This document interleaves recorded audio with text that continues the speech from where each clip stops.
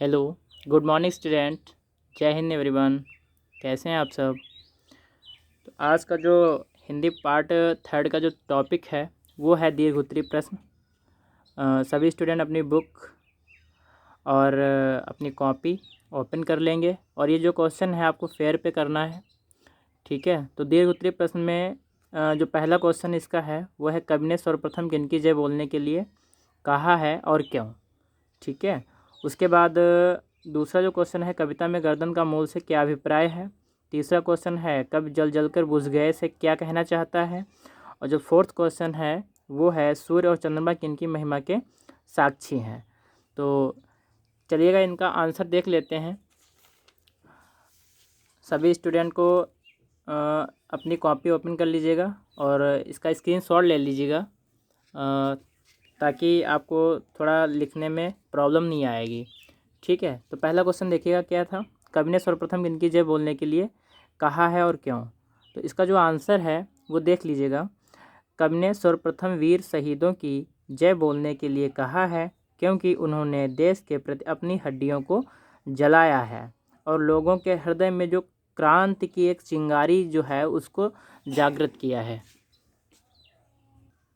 क्रांति की चिंगारी को उन्होंने जागृत किया है। और इसका जो दूसरा क्वेश्चन है, कब जलकर बुझ गए से क्या कहना चाहता है, ठीक है। तो इसका आंसर सभी देखेंगे। लिखा हुआ है, जलकर बुझने से कब यह कहना चाहता है कि वीरों के मार्ग में अनेक बाधाएं कठिनाइयाँ आती रहीं और उनके दृढ़ निश्चय को डगमगाती रहीं, किंतु देश के भक्तों ने आगे बढ़ते रहने का दृढ़ संकल्प नहीं छोड़ा, ठीक है। इसको जब आप फेयर करेंगे तो सभी से मेरी रिक्वेस्ट है कि एक एक पाई मात्राओं का विशेष ध्यान रखेंगे, गलतियां नहीं करेंगे, ठीक है। और इसका वर्क आपका चेक भी किया जाएगा। इसके बाद तीसरा जो क्वेश्चन है वो है, सूर्य और चंद्रमा किनकी महिमा के साक्षी हैं। साक्षी का मतलब सभी को पता है कि साक्षी का जो मतलब होता है वो है आपका गवाह, ठीक है। इसका आंसर है, सूर्य और चंद्रमा उन वीरों की महिमा के साक्षी हैं। यहाँ पे थोड़ी मिस्टेक है, देख लेना। वीरों की महिमा के साक्षी हैं, पहले हम वीरों की के बाद में महिमा के, उसके बाद साक्षी लिखेंगे। हैं जिन्होंने देश की आन बान शान एवं आज़ादी के लिए जीवन भर कष्ट झेलते हुए अपने प्राणों की आहुति तक दे दी, ठीक है। तो ये 3 क्वेश्चन आपके क्लियर हो गए। चलिएगा इसका स्क्रीनशॉट ले लीजिएगा और इसको फेयर कर लीजिएगा, ओके। इसके बाद आपका जो है, दी गई कविता पंक्तियों की संदर्भ सहित व्याख्या कीजिए। यहाँ पे 2 व्याख्या करनी है। व्याख्या का मतलब होता है एक्सप्लेन करना, उसके बारे में बहुत थोड़ा अच्छे से थोड़ा विस्तार में बताना होता है। तो इसमें जो संदर्भ होता है, संदर्भ हम वहाँ से लिखते हैं कि संदर्भ का मीन्स होता है कि ये जो कविता है वो कहाँ से ली गई है और इसके राइटर कौन है, बस इतना ही पूछता है, ठीक है। तो हम देखेंगे कि इधर इसका आंसर लिखा हुआ है, लिखा है, निम्न पंक्तियों की संदर्भ सहित व्याख्या कीजिए। और दीर्घोत्तरी प्रश्न करने के बाद में आपका जो दूसरा जो प्रश्न है वो है ये, निम्न पंक्ति की संदर्भ सहित व्याख्या कीजिए। तो हमने इसका जो पहला वाला था वो यहाँ पे रिटर्न किया हुआ है, ठीक है। जो अगणित लघुद्वीप हमारे तूफानों में एक किनारे, जल जल कर बुझ गए किसी दिन मांगा नहीं स्नेह मुँह खोल। तो इसका आपको हम आपको एक करके बता रहे हैं और इसका जो दूसरा है वो आप स्वयं से करेंगे, ठीक है। देखिएगा पहला क्या है, लिखा हुआ है कि प्रस्तुत पंक्तियाँ हमारी पाठ्यपुस्तक, इसका जो संदर्भ है वो क्या है, प्रस्तुत पंक्तियाँ हमारी पाठ्यपुस्तक हिंदी में संकलित प्रणति नामक कविता से ली गई हैं। इसके रचयिता राष्ट्रकवि रामधारी सिंह दिनकर जी हैं, ओके। इतना कर लेंगे ना सभी स्टूडेंट, गुड।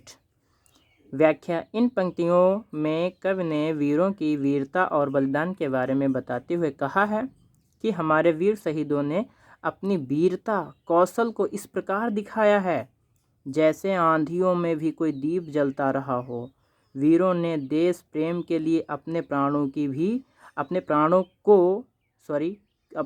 को भी न्यौछावर कर दिया है, लेकिन किसी से भी अपने प्रेम को नहीं मांगा।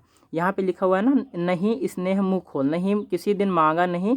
स्नेह का मतलब ही प्रेम होता है। मतलब उन्होंने देश की आज़ादी के लिए, देश की स्वतंत्रता के लिए, देश के गौरव के लिए, उसकी रक्षा के लिए उन्होंने अपने प्राणों तक भी कुर्बान कर दिया। लेकिन किसी से ये नहीं कहा कि हम कष्ट झेल रहे हैं या हम बहुत दुखी हैं, या किसी से अपने प्रेम को या अपने स्वार्थ को नहीं मांगा।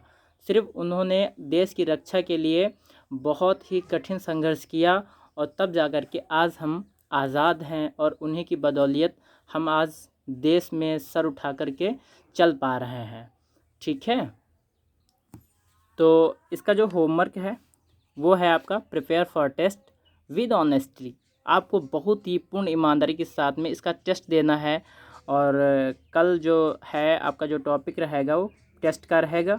ठीक है, उसके बाद में आपका अगला जो टॉपिक है वो है निम्नलिखित वाक्यांशों के लिए एक शब्द लिखिए। ठीक है, ये आपका टॉपिक आपको नेक्स्ट क्लास में बताया जाएगा। इसके पहले आप टेस्ट देंगे, और टेस्ट आपका जो रहेगा पूर्ण ईमानदारी के साथ में टेस्ट देना है। ये नहीं है कि सर ने तो क्वेश्चन करा दिए हैं, चलो सर तो है नहीं यहाँ पे, तो थोड़ा चलो देख लेते हैं, चीटिंग कर लेते हैं।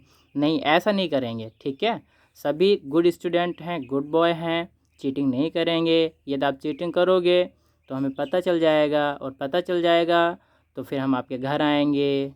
तो चीटिंग नहीं करना है, पूर्ण ईमानदारी के साथ में अपने पर कॉन्फिडेंस, एक विश्वास होना चाहिए, आत्मविश्वास रख के अपना टेस्ट देना है, और बेहतरीन ईमानदारी के साथ में। तो हम वीर शहीदों के बारे में पढ़ते रहते हैं आए दिन, शहीदों के लिए जो बॉर्डर पे रह कर के 2400 घंटे हमारी रक्षा करते हैं। ठीक है, उनके लिए एक लाइन कहना चाहूँगा। राष्ट्र को प्रणाम है प्रणाम, मातृ भारती को इसके वैभव को भी सत सत प्रणाम है। थोड़ा समझने की कोशिश करना, थोड़ा वर्ड जो है डिफ़िकल्ट हैं, समझ में आएगा तो अच्छा लगेगा। राष्ट्र को प्रणाम है प्रणाम, मातृ भारती को इसके वैभव को भी सत सत प्रणाम है, और उन मात चरणों की करता हूँ वंदना, मैं देश हित पूत जिसने किए कुर्बान हैं। दुश्मनों की छाती में गाड़ दे तिरंगा जाके, दुश्मनों की छाती में गाड़ दे तिरंगा जाके, ऐसे रण पाक पूरे सपूतों को प्रणाम है। और दूध का चुकाया कर्ज देश हित में, ऐसे रण पाक पूरे शहीदों को प्रणाम है। और किसी ने सच कहा है, समूचे देश का नमन यूं ही नहीं मिलता, समूचे देश का उनको नमन यूं ही नहीं मिलता, अदब सम्मान का उनको गबन यूं ही नहीं मिलता, वतन की आन के खातिर जो अपनी जान देते हैं, शहीदों को तिरंगे का कफन यूं ही नहीं मिलता, शहीदों को तिरंगे का कफन यूं ही नहीं मिलता। तो ठीक है, अच्छा लगा होगा, और मैं आशा करता हूँ कि आप सभी को ये क्लास भी समझ में आ गई होगी। तो चलिएगा, मिलते हैं एक नई ऊर्जा के साथ में थोड़े से ब्रेक के बाद, और अपने टेस्ट के लिए आप गंभीरता के साथ में उसका अध्ययन करेंगे, और मिलते हैं नेक्स्ट क्लास में और पूरी प्रिपेयर के साथ में।